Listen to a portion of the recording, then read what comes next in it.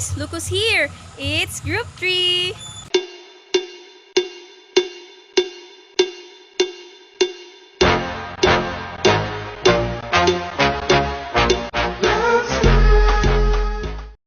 You want to know why we're here? Of course, we have a client who wants to know about cost and production.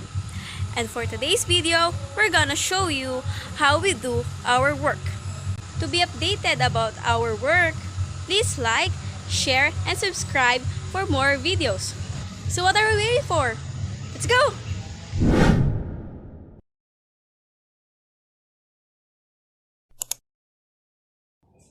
We have different kinds of cost.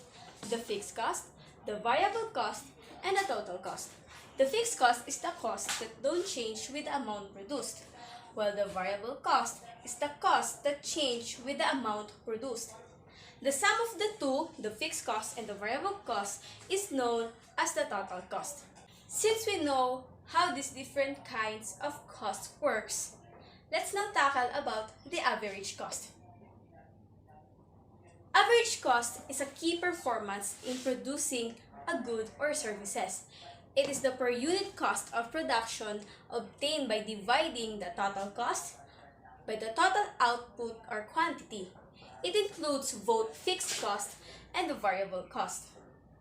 We have different average cost measures. First is the average variable cost. To solve for the average variable cost, we simply divide variable cost per unit over quantity.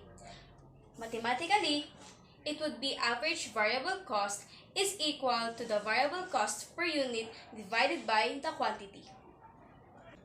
Since the variable cost generally increased with the amount of output produced, we can observe from the graph that the average cost can increase or decrease as output increases. Next is the average fixed cost. It is the fixed cost per unit of output. In this, we divide the fixed cost per unit to the quantity. Since the fixed cost doesn't change as the quantity of product increases, we can see from the illustration that the average fixed cost always decreases as output increases. Now, we have the average total cost. It is the total cost per unit of output. It is referred to as the sum of total of all production costs divided by the total quantity of output. In other words, the average cost is the combination of total cost and variable cost, which is divided by the total number of units that are produced by the firm. Since the average total cost is the sum of the average fixed cost and the average variable cost, the average total cost may increase or decrease with the output. Since we learned about the average cost curves, let's talk about how it connects to the long-run average cost and scales. The impact of an increase of scale on production is sometimes interpreted in terms of return to scales. Let's have more understanding about it. A firm double its inputs. If the output is more than double or it increased in higher percent, they are experiencing higher in return of scale. If the output doubles or it increased in the same percent, the firm's operation show constant return to scale. But what if the output is less than double, or the percent growth is less than the percent increased in the input used? It only shows that they are experiencing decreasing in return to scale. Businesses that are able to lower their average cost by increasing the scale of their operations are said to have economies of scale. In economies of scale, the long-run average costs fall as more output is produced. It is the idea of getting bigger is cheaper. Example of economies of scale is producing multiple movies at all once. The total cost of producing 3 movies is a lot more expensive than producing one. If you produce these 3 movies at the same time, the average cost is gonna fall. But in the long run, costs don't keep falling and falling. In production, they often level up. This is constant return to scales. It is if your costs don't get below of certain amount. It is also possible for the average cost to start going up. This is these economies of scale. The average cost is going up when a company became so big and produced so much that they have to hire many laborers and machineries. Hi guys, welcome to my channel. I'm Shinji Jeka G Manso. So for today's video, we're gonna talk about something. So let's start. Our topic for today is economies of scope and joint products.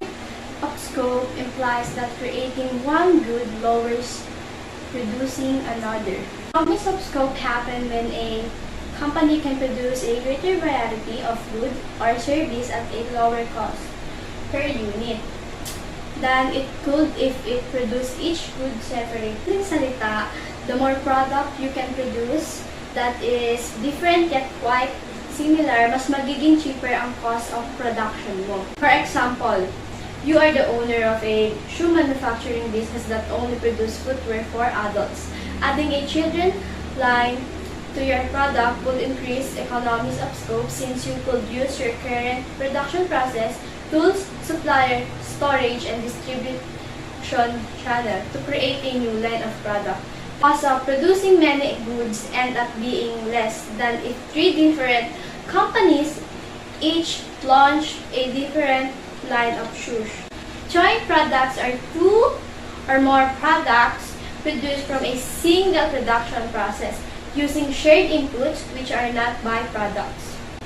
In other words, may isa kang produkto na kayang mag-produce or gumawa ng dalawa o higit pang product sa isang gawaan. For example na lang, milk can be processed into butter, cheese, and cream, knowing that they are all made from milk.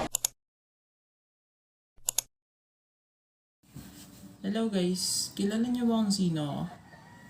Nagsuot lang naman ako ng ganito, tsaka nito, hindi niyo na agad ako nakilala. Alam ko na kayo guys. Hindi, biro lang. Balita ako guys. May gusto daw kayong malaman about sa cost approach and resource approach to a business plan. Sige guys, akong bahala sa inyo. Pero wait lang baka ma-miss niyo ako. Cost approach to business planning is to identify the product configuration that will produce the desired output for the least amount of money. Due to scale effect, this marginal cost may change depending on the product level, posing a challenge for businesses that must decide on outputs while also determine the marginal cost. Once output goals are set, the expected revenue is essentially determined. So any remaining opportunity for profit requires reducing the cost as much as possible. The cost approach is often easier to conduct, particularly for a firm that is already in particular line of business and can make incremental improvements to reduce cost. However, in solving the problem of how to create the goods and service at minimal cost, there is some risk of myopic focus that dismissed opportunity to make the best use of core competencies. In situation where a firm excels in some components of its operation, there may be opportunity for improved profitability by recognizing these key areas and then determine what kind of goods or service to offer.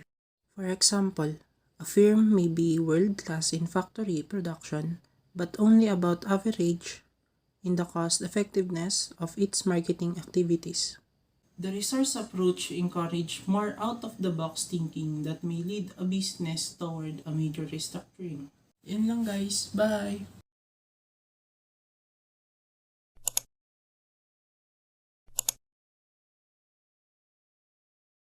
Hi, I'm Azali, and I'm here to tell you what is a marginal revenue product, what it is used for, and what is its relationship to the derived demand. So what is a marginal revenue product? A marginal revenue product in a production input is a marginal revenue created from a marginal product resulting from one additional unit input. A marginal revenue product, or MRP, is also used to determine the optimal point of a business production, meaning if an MRP is equal to the fixed wage offered by the business has reached its optimal point of employment. To get an MRP, it is done by multiplying the marginal physical product, or MPP, to the marginal revenue, or the price of the product. Figure shows us an example of how marginal revenue product is used to identify the business optimal point. We can see that the first two workers' MRP is more than the fixed wage given, the third worker's MRP is equal to the fixed wage given, and the last worker's MRP is less than the fixed wage given. This means that the business optimal point of employment is reached after employing the third worker. Marginal revenue product is also an indicator of demand for labor. MRP curve shows us how much is the maximum price the business is willing to pay for more units of labor. The demand of labor will increase if the physical productivity or the price of the product increases, and will decrease if the physical productivity and the price of product decreases. Marginal revenue product, or MRP, shows us how to calculate or to determine the limit of the business employment or production. It also allows us to learn what are the possible changes in the business demand for labor depending on its production's productivity, whether it increases or decreases.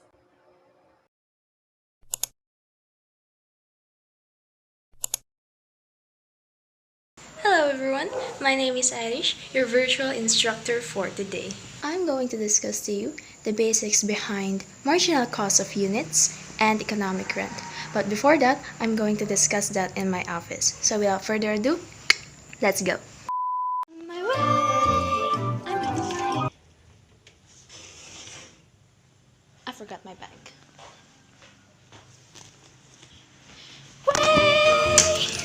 Marginal cost of input is the cost of using an additional unit of variable input. It is the total cost for the additional unit.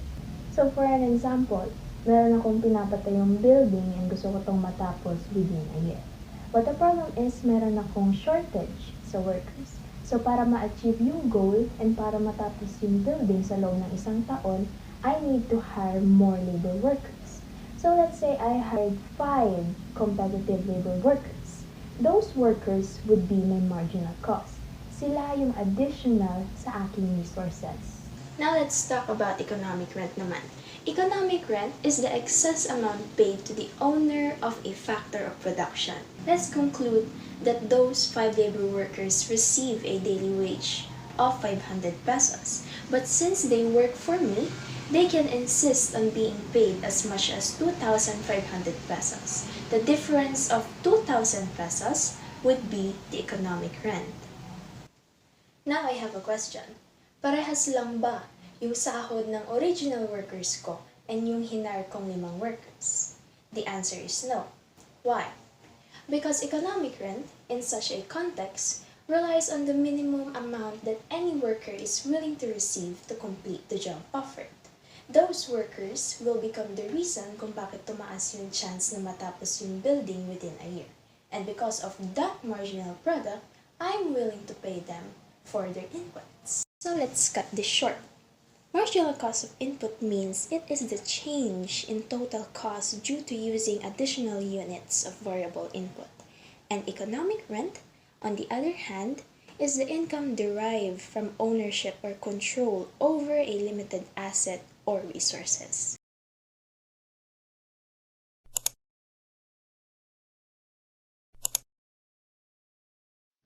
Hi, this is Hercela Nixa and I'm here to discuss about the productivity and the learning curve. The resource view of the production management is to make sure that all the resources employed in the creation of goods and services are used effectively as possible. In order to do that, they need a measure of average productivity, which is the ratio of the total number of units of output divided by the total units of an input. For example, if the combined number of phone calls handled in a week is 1,300 and the company has 10 employees working the same shift length, the average productivity per worker is 130. The productivity of fields may change over time, and that is why learning improvements need to be considered. Decreased profits and losses in the initial production periods are investment for a successful long-term operation. And improvements due to productivity gains will result in decreased average cost. Now, the relationship between the cumulative production experience and the average cost is called the learning curve. And this is the pattern of the learning curve. One numerical measure of the impact of learning an average cost is called the doubling rate of reduction. And the learning curve with a doubling rate of 15% may be called an 85% learning curve to indicate the magnitude of the average cost compared to when cumulative production was only a half as large. Winston Churchill stated that success is not final. Failure is not fatal. It is the courage to continue that counts. Come to think of it, when you have a business, your goal is not just to be successful, but to continue innovating and improving as the time passes by. And for you to be able to improve, you have to know the concept of productivity and the learning curve.